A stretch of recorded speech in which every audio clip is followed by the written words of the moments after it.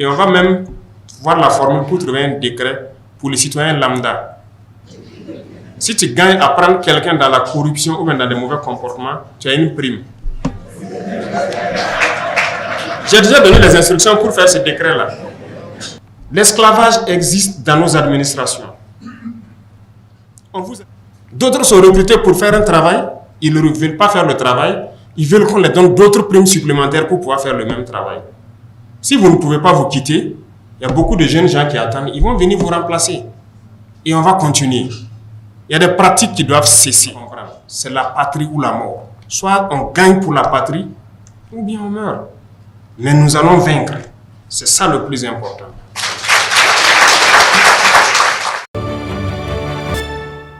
Il y a des gens qui sont de gros travailleurs dans notre administration. Et vous les connaissez.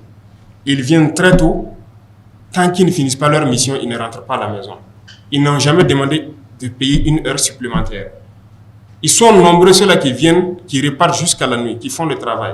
Mais en réalité, ils font le travail de certains paresseux et de certains fainéants qui viennent et à 10 heures, ils sont donc dans des maquis ou bien ils sont au porc au four.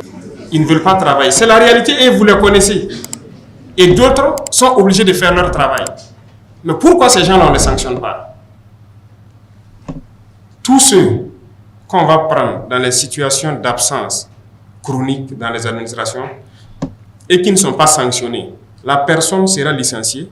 Le directeur qui était censé le sanctionner là sera probablement licencié aussi, sinon puni. On ne peut pas continuer comme ça. L'esclavage existe dans nos administrations. On vous a recruté pour faire un travail. Vous vous retrouvez assis au bureau. Un commerçant ou un pauvre paysan vient pour un papier. Vous le voyez, certains sont tellement orgueilleux, gonflés. C'est de l'esclavage. Il ne fait pas d'abord son travail. Il le crie dessus. Il cherche les gens de leur bureau. Si tu fais, tu quittes mon bureau. Et souvent, il les cherche. Les gars sortent, ils tournent. Il ne fait pas le travail, il se lève, il part faire. Ces gens-là existent dans l'administration. On le dit publiquement haut et fort. 15 mois à s'observer, c'est trop. Si on t'a recruté d'être dans une administration pour faire un service, tu le fais. Tu n'as pas à esclavagiser des Burkinabés. On vient pour faire un papier. Le gars vient souvent, il ne comprend même pas français. Souvent, il ne connaît même pas le nom du papier. Mais tu as été recruté pour faire ça. Tu l'expliques clairement et tu lui dis tout ce qu'il y a. Il rentre dans son bureau, il est assis. Oui, toi, tu veux quoi? Les gars commencent à parler comme ça. Et si tu ne sais pas ce que tu veux là, quitte mon bureau. Nous avons des films comme ça. Ouais. Et il finit par chercher le pauvre commerçant ou le pauvre paysan, quitte son bureau. Il fait ce qu'il veut sur son ordinateur. Et puis, dans peu de temps, il se lève, bon, il prend son téléphone, il a quitté le bureau. Il n'est plus là.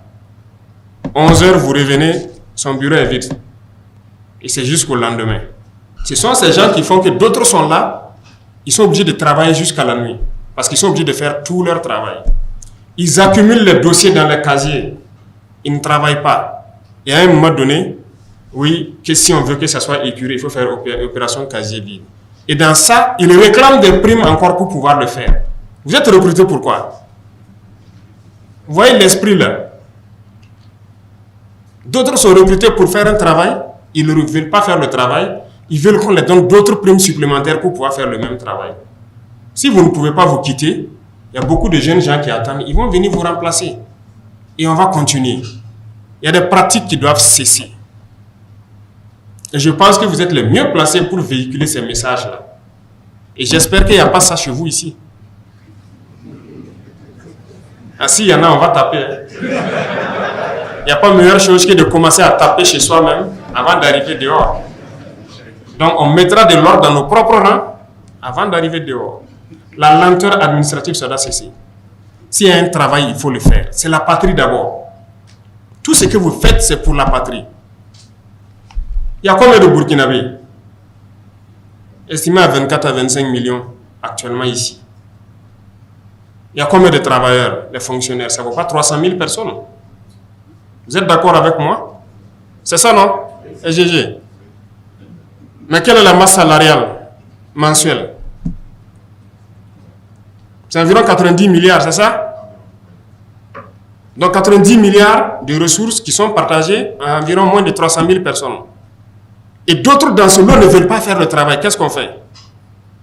Ils doivent rester? Je refuse. Je refuse. Ça ne va pas se passer comme ça. Donc, bientôt, vous allez voir ce qui va se passer. De toute façon, dans l'armée, ça a déjà commencé. De notre côté, il faut le dire, ça ne va pas. On a dit au départ ce qui était là, ainsi de suite. On a essayé de parler aux gens, de sensibiliser pour que certains comprennent. Cette fois-ci, c'est fini. Le temps de la sensibilisation, de regarder là, c'est terminé. Le vendredi passé, on a radié un officier. Ça, c'est le départ. S'il faut encore la semaine prochaine radier un autre, et ainsi de suite, on va radier. Quiconque va s'amuser avec la vie des hommes, on ne va pas plaisanter. On est en train de monter en puissance. Le peuple a consenti d'énormes sacrifices pour qu'on puisse être équipé, qu'on ait le nécessaire pour faire la guerre. Oui, ça avance. Mais ce n'est pas pour autant qu'il faut baisser la garde. J'attends d'autres rapports. Tant que ce n'est pas élucidé certaines conditions, on ne va pas s'arrêter. Voilà. Parce que ce qui s'est passé, par exemple, à Solé, c'est inadmissible. Et quand tu es officier, on t'a désigné. C'est le peuple qui t'a confié ce pouvoir-là. Vous êtes un chef d'élément, vous envoyez en mission, vous faites la mission. Tout le monde sait ce que c'est que la mission militaire. Il n'y a pas à baisser la garde. Et ce qui fait encore mal, c'est que je pense que depuis le 19, tout le monde a été alerté qu'il y a des projets d'attaque d'envergure.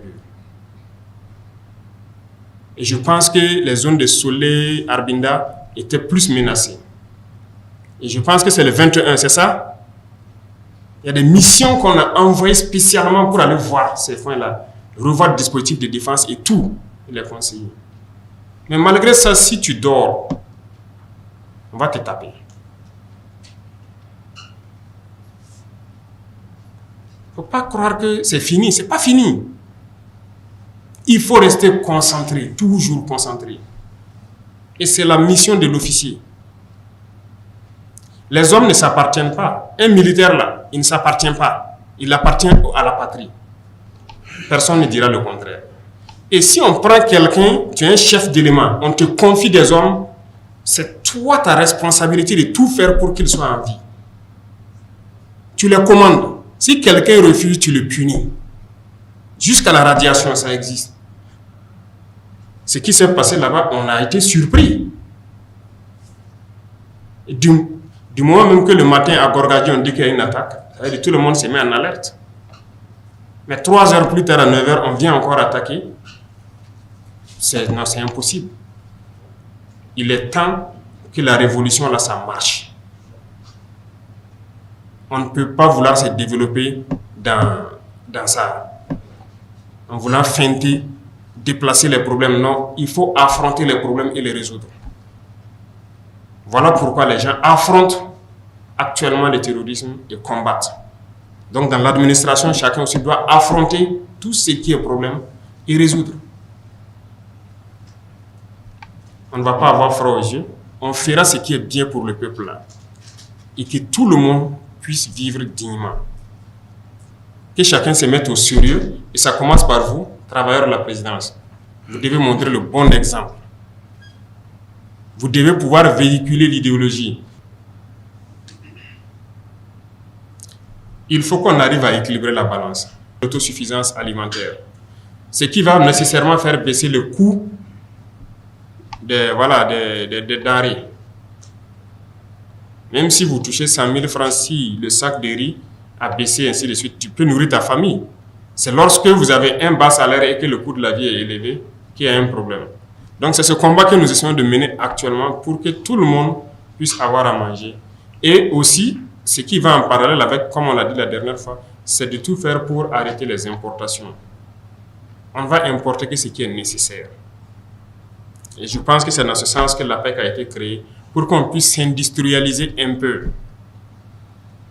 Il y a beaucoup de volets qui seront pris en compte là-bas. pour mettre. Il y a des usines qui ne coûtent vraiment pas grand-chose. On peut le faire. On trouvera toutes les formules possibles pour pouvoir s'industrialiser et éviter que nos devises ressortent. Parce que nous ne sommes pas pauvres. Mais tout ce qui ressort de notre sol repart dehors pour payer à manger. 7500 agents de la fonction publique qu'on veut recruter. D'abord, pourquoi il faut recruter? Est-ce qu'on a fait vraiment le point? Les GRH doivent ouvrir l'œil.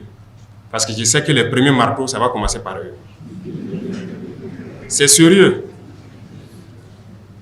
Les gens ne maîtrisent pas les effectifs. Et sciemment fait. Partez dans les ministères, vous demandez les effectifs et la position, on ne peut pas vous donner. Voilà la situation au Burkina Faso. On veut recruter. On ne nous amène même pas combien partent à la retraite, combien peut-être ont démissionné, ou peut-être des cas de décès. Il faut ces statistiques-là pour exprimer le besoin. Maintenant, chacun est assis de façon mécanique, il reconduit seulement. Il reconduit. Ils auront un délai. S'ils n'ont pas pu le faire, ça veut dire qu'ils sont incompétents pour faire leur travail. Oui. Vous êtes dans les quartiers, dites-moi, combien de fonctionnaires vous connaissez sont couchés chez eux? 24 sur 24, ils sont à la maison, ils font ce qu'ils veulent. Parce qu'au bureau, ils sont 2, 3, 4 dans le même bureau. Et ils se relèvent. Et même ça, le travail n'avance pas. C'est pas bien. Mais ça, c'est le travail des RH. Il faut qu'on maîtrise les effectifs, qu'on sache pourquoi on doit recruter. Parce que la fonction publique, beaucoup de gens ont compris peut-être les paresseux dont je parle là, c'est comme une assurance vie. Une fois que tu rentres, on ne peut plus rien te faire. Voilà, tu peux faire ce que tu veux et voilà, jusqu'à la retraite, c'est assuré. Ah, c'est fini, désormais il n'y aura plus ça. Et on va même voir la formule pour trouver un décret pour les citoyens lambda. Si tu gagnes à prendre quelqu'un dans la corruption ou même dans des mauvais comportements, tu as une prime. J'ai déjà donné les instructions pour faire ce décret-là. Et ça va passer. C'est ça, non? Et si tu as la preuve que le gars-là, il est absent, on demande des justificatifs, il n'y a pas de justificatif, c'est cash, ça se paye. Si tu as la preuve qu'il a fait la corruption, tu viens. Donc, on va instituer une prime pour ça. Donc, l'instruction a été donnée de faire ce décret-là. Ça sera comme ça. Dans le monde, il y a des exemples. Les gens sont passés par là pour lutter contre les mauvaises pratiques, contre la corruption. Pourquoi tout le monde va venir dans la fonction publique? Voilà l'autre partie de la réflexion. Après le pourquoi recruter, pourquoi tout le monde vient dans la fonction publique? Je pense qu'on peut créer beaucoup d'emplois sans forcément être dans la fonction publique. Aujourd'hui, comme je vous dis, nous, on paye tout de l'extérieur. Mais Dieu nous a fait un cadeau. Le Burkina, là, c'est une bénédiction. Il y a tout ici. Tout marche. Mais il y a d'autres secteurs. Il faut qu'on oriente les jeunes vers ces secteurs-là. Pour recruter les 7500 agents, rien que pour le concours, on dépense plus de 4 milliards. Ça, c'est pour faire le concours. Hein. Et ces 7500 agents, la masse salariale annuelle, c'est 22 milliards et quelques. Est-ce qu'avec ça, 22 milliards et 4 milliards dans l'année là, vous pensez qu'on ne peut pas recruter, créer de l'emploi pour plus de 20 000 personnes? Des emplois pérennes. Il faut qu'on arrive à rationaliser nos finances là. Ça ne peut pas se passer comme ça. On va subventionner beaucoup de cultures. On va organiser les filières là, et les aider comme on peut. Parce que nous avons de braves paysans au Burkina. On n'a pas de paresseux, hein. On a de gros travailleurs au Burkina. L'initiative qu'on a lancée, moi j'ai suivi tout de bout en bout. Jusqu'actuellement, ils sont en train de récolter le riz. Mais on a de braves paysans. Il les suffisait d'un peu d'aide. On était parti sur 11 000 hectares. On en est à 15 000 hectares. C'est un échantillon. La plupart des bas-fonds où les gens sont partis, on me renvoie les films que je suis quand ils interactent avec les paysans. Vous allez les trouver, ils ont des bassins de 50 hectares. Mais du fait de la pauvreté, ils ne peuvent que cultiver 1 ou 2 hectares. Qu'est-ce qu'on a fait? On a trouvé de l'argent, on laboure tout, les 50 hectares gratuitement, on vous donne les intrants et on vous donne les semences améliorées que nos chercheurs ont produit. C'est des chercheurs burkinabés, toutes les semences qui ont été données, c'est eux qui ont produit. Une fois que les paysans ont eu ça, mais ils ont fait un travail incroyable. Les résultats sont largement au-delà de ce que vous attendiez. Que ce soit les riz ou le maïs que moi, en tout cas, je mange, c'est ce que j'ai cultivé. Ça vient de la terre du Burkina et je ne vais plus manger de riz importé. Ça, c'est fini. Et les gens sont en train de récolter actuellement. Les paysans sont dépassés. Ils disent qu'ils n'ont jamais vu ça parce qu'actuellement, ils vont manger à leur faim, tous ceux qui ont pu bénéficier de ce programme. Ils pourront payer l'école de leurs enfants. En tout cas, ils ne vont plus tendre la main aux autres. Parce qu'au Burkina, le système, c'est quoi? Quand quelqu'un est fonctionnaire dans une famille, c'est lui qui gère toute la famille. Mais pour qu'on n'inverse pas le système, que le salaire de fonctionnaire soit pour lui, il faut que le villageois ait à manger. S'il n'a pas à manger, il va venir vers vous. Mais souvent, on est là, c'est ça qu'on met comme argument. Ah non, derrière un fonctionnaire, c'est plusieurs personnes qui sont là. Hein. Nous, on veut casser avec cette routine. Il n'y a plus personne derrière lui, c'est sa famille. Il faut qu'on trouve du travail aux paysans aussi. Donc, actuellement, la tendance, c'est de tout faire pour que les paysans soient indépendants financièrement. L'initiative a donné un coup de pouce, on a vu, c'était une expérience. L'offensive est lancée actuellement dans la campagne sèche, parce que l'offensive était prévue derrière la campagne humide, mais on a tout fait pour commencer la campagne sèche. Déjà, ça promet très bien. Si ça prend comme on le souhaite, mais c'est fini. Les producteurs sémenciers, nous avons les meilleurs producteurs sémenciers d'Afrique. Vous ne saviez pas peut-être, hein? Moi aussi je l'ai appris, je les ai rencontrés, qui vendent partout en Afrique les semences, les Burkinabés. Beaucoup de gens ne les connaissent pas. Ils produisent ici et ils vendent un peu partout en Afrique. C'est eux qui ont produit les semences qui sont en train d'être utilisées actuellement. Ça veut dire qu'on a du potentiel. Il y en a, il faut les valoriser, c'est tout. Il faut donner à travailler à la jeunesse. Et je ne pense pas que c'est dans la fonction publique forcément. C'est un débat qui va se mener et il faut de la communication pour sensibiliser et à nous de pouvoir créer les emplois nécessaires pour que les jeunes puissent s'épanouir. Tout le monde est là, c'est juste la fonction publique. Non, il faut qu'on change la donne. Il y a beaucoup de secteurs d'activité. Donc, en pensant aux plus démunis, ça nous amène à changer la conception des choses. Le monde paysan qui souffre beaucoup, le combat est orienté vers eux. Aujourd'hui, nous sommes en train de creuser plein de forages à grand diamètre pour qu'ils puissent cultiver et travailler toute l'année au lieu que ça se limite à la saison pluvieuse. Il y a un programme de 136 forages à haut débit. Donc, les réalisations ont commencé. Je pense que plusieurs forages ont déjà vu le jour. Et ça va continuer pour que nos paysans puissent travailler. Et je pense que c'est ça le plus important.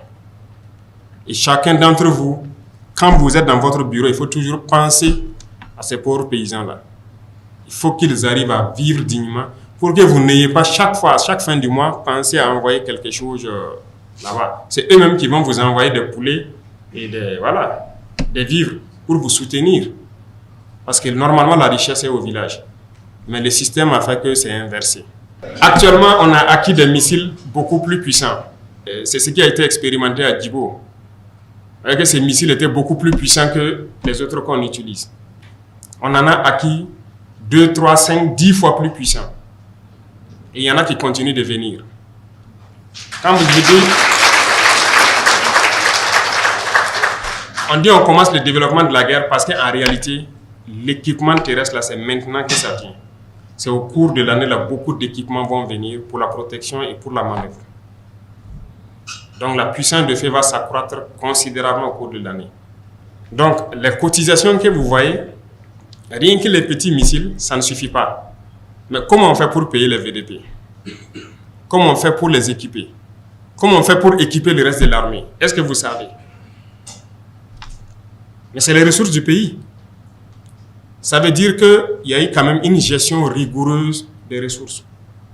Sinon, nous aussi, on pouvait aller créer des comptes offshore, transférer les milliards là-bas, et puis dire qu'on fait la guerre. Mais non. on a voulu tout faire dans la guerre. Le pays était capable de faire la guerre, mais ça a été mal géré. Ça, il faut le dire clairement.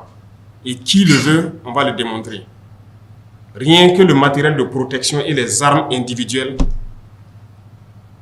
c'est pas du jeu. Mais tout ça, ça a été payé, non? Toutes les armes qui opèrent aujourd'hui ont été payées par l'argent du contribuable. C'est dans la gestion qu'on a pu le payer. On concentre tout, on optimise et ça peut faire la guerre. Je pense que c'est un sacrifice qui n'est pas de trop. Il faut que notre niveau de la puissance de feu arrive à un certain niveau, de sorte qu'il n'y ait plus match et qu'on reste concentré.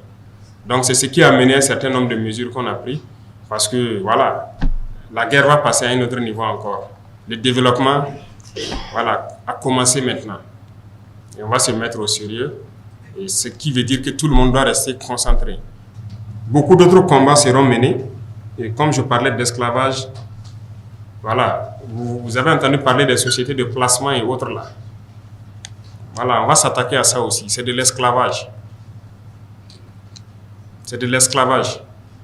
Vous créez votre société, l'entreprise est là, il veut recruter, oui, il peut faire appel à une société de recrutement, il recrute le personnel pour lui, selon des critères bien fixés. Mais qu'est-ce qui se passe? Lui, il veut un travail dans une entreprise, il se fait recruter par la société. L'entreprise le paye par exemple 300 000 le mois, la société le paye 80 000. Et il garde le reste. C'est ce qui est là. Les gens ne veulent pas changer leur comportement, on va s'attaquer à ça. Et il y en a plein partout. Causez avec les jeunes, ils vous diront.